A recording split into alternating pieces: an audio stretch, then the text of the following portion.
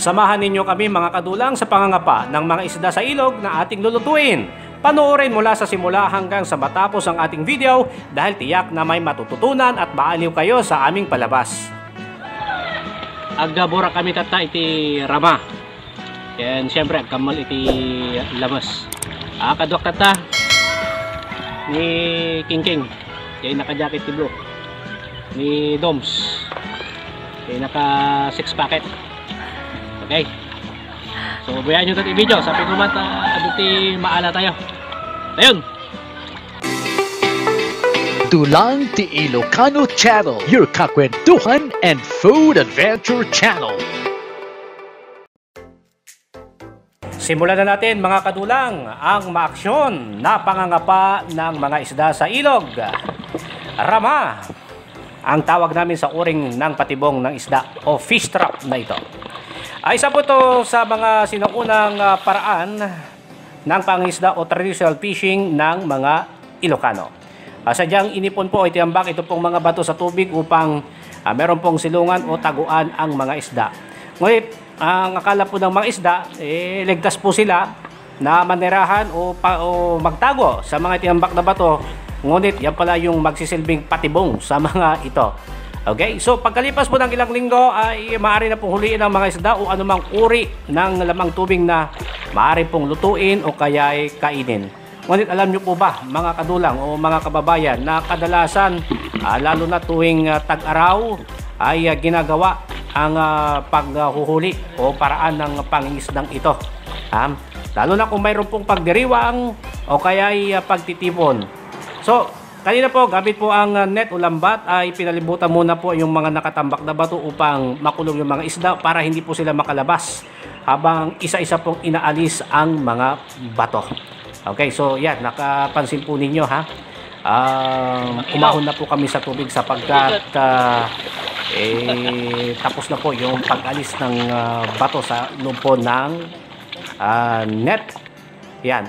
Ito pong tinatawag po namin na panagburak o agburak. Ito po yung proseso upang alisin ang mga bato sa loob ng lambat. Nang ibig pong sabihin sa wikang Tagalog ay wasakin o sirain. Yan. At habang inaalis naman po yung bato ay unti-unti naman pong inuusad o isasara sa ilalim po ng tubig yung pong mga tingga na nagsisilbing pabigat at nakakabit sa net upang tuluyang makulong po yung mga isda. O kita nyo naman yun, no? Meron po tayong dalag na nahuli o kaya nakapa doon po sa ating rama. Okay? At napansin nyo po kanina, no? Gumamit po ng spear gun. Ito pong kasama po natin upang nang sa ganun tiyak na hindi po makakawala. Lalo na kung malaki yung isda, talagang tiyakin mo na wala siyang kawala. Panain mo kagad. Okay, ngayon isa-isahin na po nating pinupulot ito pong mga isda. Okay, sa gagaysaan tayo na po nga pinutan dagitoy lamas. Ada tilapia, ada bunog, ada udang. Meron po tayong tilapia, meron po tayong hipon, yun, no? Kita nyo naman, no? Nagtatalunan sila sa ligaya. Nasisihan ba yung mga yan? Okay, nagtatalunan yung mga hipon dyan. Kita nyo yan, malaki rin po ito, hipon ng ilog. Okay, yan, maya-maya meron po tayong luto dyan, Bali, 4 po na putahe ang aking ipapalabas o kaya ipapakita sa inyo. Okay, so ngayon, eto, medyo marami din po ito, kulang-kulang na 2 kilo at tayo po ay tutungo na sa kusina at simulan na po natin ang paglilinis at pagluluto sa ating mga nahuling isda at hipon. Okay? So sana po ay nag-enjoy kayo sa ating Dulang Ilocano channel at kung meron man po kayong nais pong ipalabas dito kaya komento, mag-comment lamang po sa ibaba. Okay, ito na po. Linis na po ito pong mga hipon at isda. Narito na po ang ating mga sangkap. Bali, 4 na putahe ang ating lulutuin ngayon. Unang-una, ang buttered shrimp.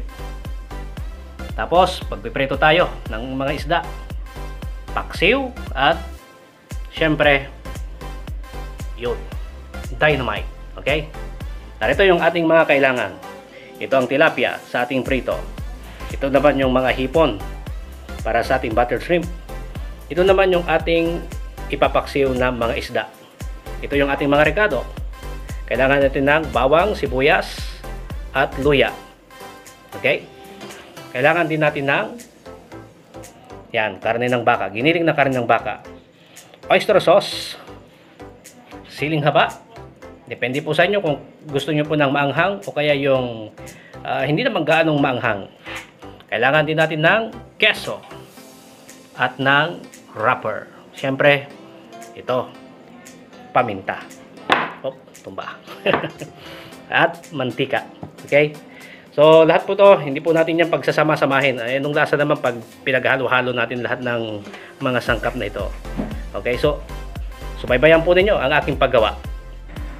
Ngayon, unahin po natin ang paggawa ng dynamite. Meron po kasi tayong biniling giniling na karne ng baka. Dilagyan po natin ng oyster sauce, bawang, at lalagyan din natin ng sibuyas. Okay? Hiniwa-hiwa lamang po natin sa maliliit na piraso yung bawang at sa sibuyas. Okay, subaybayan nyo lamang po ito, no? Para hindi po kayo balito dahil po sa dami po ng mga sangkap na sinabi po natin. Ngayon, lalagyan po natin ng paminta. Okay, pampaanghang at syempre magbibigay po ng aroma sa ating dynamite. Maanghang na ngayong sili, may paminta pa. Okay, hindi naman po kasi masarap para sa akin panlasa pag walang paminta tong ating dynamite. Lalagyan din natin ng asin. Depende po sa gusto po ninyong panlasa. Okay, sa inyong gagawing dynamite. At lalamas-lamasin po natin ito hanggang sa matiyak po natin na nagkahalo-halo na dyan. Ito pong mga rekado at syempre yung pong karne ng ating baka. Okay, halo-haloin lamang po natin ng ganyan. Isasantabi muna po natin yan at simulan na rin po natin ang magpalaman sa sili. Okay, tinanggal lamang po natin yung buto. Ayan, para hindi po maanghangan inyong kamay, pwede po kayong gumamit ng guwantes. At babalutin na po natin yan sa wrapper. Ayan, bumili na rin po tayo ng wrapper para sa ating dynamite. Okay? At siyempre, tubig. Yan, para kumapit yung ating wrapper at hindi kumalas. Ayan, itong baka, hindi po namin nalambat ito, ha. Okay, pampaano lamang po ito. Pampagana lamang po sa aming pagkain. At sisimulan na po natin ang pagprito. Ayan. Okay, piprito na po natin yan hanggang sa mag-golden brown. Naka medium heat po tayo nang sa ganun maluto po yung loob ng ating dynamite. Okay, hanggang sa mag-golden brown po yan. Babalik na rin po natin parang sa ganun balanse po yung pagkakaluto ng ating dynamite. Okay, gaya po ng sinabi ko, sundan nyo lamang po ito, panuorin nyo pong maiging ang ating video upang nang sa ganun hindi po kayo malito. Nakakalito ba kanina? Okay, aahunin na po natin sapagkat luto na itong ating dynamite. Pagkagat po nito, nako, tiyak na sabog ang bibig. Hindi naman sabog na sabog, ibig ko pong sabihin masasarapan. Okay, yan na, lalanding na nga sa mesa. Heto na ang aming pampagana. Okay, ayun, kasama ko si Herbert. Absent siya, si King Okay, ayan, toast at titikman. Yan, wow! Boom! Sabi sa bibig po namin. Okay, at isunod po natin ang pagpapaksiw. Ito po yung sama-sama na po natin sa loob po ng kaserola ang sibuyas, bawang at luya. Nilagyan po natin ng paminta, mantika at ngayon, ikakamada na po natin ang mga isda. Meron po tayong dalag dyan, may hipon. Anong hipon? Wala pa yung hipon dyan. Tilapia. Tilapia, dalag. Okay? At butubot. Ano bang tawag niyo sa butubot? Lagyan na rin po natin ng asin at sokang iloko. At dagdagan po natin ng tubig. Ngayon, isasalang na po natin ang ating paksiw. Simple lamang po yung rekado sa ating paksiw. Alam ko po na ito po ikabisado po ninyo. Okay? Nasa medium heat po tayo. Nang sa ganun maganda po yung pagkakaluto ng ating paksiw. Yan. At lalagyan po natin ng sili. Medyo manghang po yung sili na yan, kaya 3 lamang po yung nilagay ko sapagkat yung iba po naming mga kasamang kakain hindi po mahilig sa maanghang. Ngayon, isunod po natin ang buttered shrimp. Naglagay na po tayo ng mantika sa kawali at pinainit at idilagay din po natin ang bawang. Siyempre, dahil butter shrimp, kailangan din natin ng butter. Wala kayo butter, okay lamang po yung margarine. Okay? O kaya mantikilya.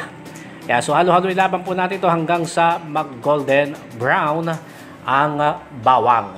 Oh, napakabango. Itong butter magbibigay po ng linamnam sa ating butter shrimp. At syempre, lalagyan po natin ng kaunting paminta. Ayan. At depende rin po sa inyo kung gaano po karaming paminta ang nais po ninyo. Basta ako po ay lagi nagsasabing ng depende sapagkat magkakaiba po tayo ng padlasa. Okay? Ngayon, ilalagay na rin po natin ang mga sariwang hipon. Kita nyo naman, no? Bagong huli itong mga ito. Okay? At nilagyan din natin ng kaunting asin. Huwag naman po masyadong pakaramihan yung asin sapagkat alam nyo po, yung butter may lasa na po yan. Medyo malat-alat din po yan. Pag naparami po yung asin, baka hindi po ninyo makain yan. Okay? Ngayon, luto na ang ating butter shrimp. Oh, ang ganda ng kulay, no? Ilalagay na natin sa serving plate. At ihain na rin po natin ito. Doon po sa may mesa. Oh, yan na naman. Lumilipad na naman. Parang spaceship. Lalanding na naman. Yun. Ang ating butter shrimp. Oh, tigman kung pasado. Okay. Oh, wow. Sige. Ayan. Nagkakatikiman na. Okay. Pero, hindi pa po dyan nagtatapos sabagkat meron pa. May kahit kawayan. Kawayan. Kawayan. Hindi matulog ko ako kasi na. Kawayan na kaya maganda lang ito. Balin namin, balin. Oh, mamaya mo ng kwentuhan sapagkat yan pang tilapia. Muntik na nakalimutan yung tilapia. Okay, sinalaban po natin yung tilapia at saka natin ipiprito. Madali lamang pong maluto to sapagkat sariwang-sariwa po itong mga tilapia. Okay, napainin na po natin yung mantika. Nasa medium heat po tayo. At ilalagay na po natin ang mga tilapia. Pisok tayo kastan, dagiti tilapia. Oh, makita nyo dyan may isang tilapia, nakasilsilap ti mata na. Kuminakibday pa yun kimita pa'y kanya.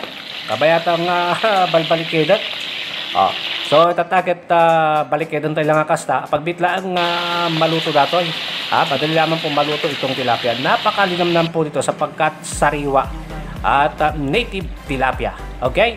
Ilalagay na po natin ulit sa plato ito pong mga tilapia ba. Tapos ihahon. Ngayon, lalanding uli sa may mesa para papakin. Maya-maya kami kakain at kami lamang po alam nyo na, magre-relax lamang po. Okay, maraming salamat po sa panonood sa ating Dulang Ti Ilocano channel. Sana po mag-subscribe po kayo. Maraming salamat. Diyos Tagnina. Dulang Ti Ilocano Channel, your kakwentuhan and food adventure channel.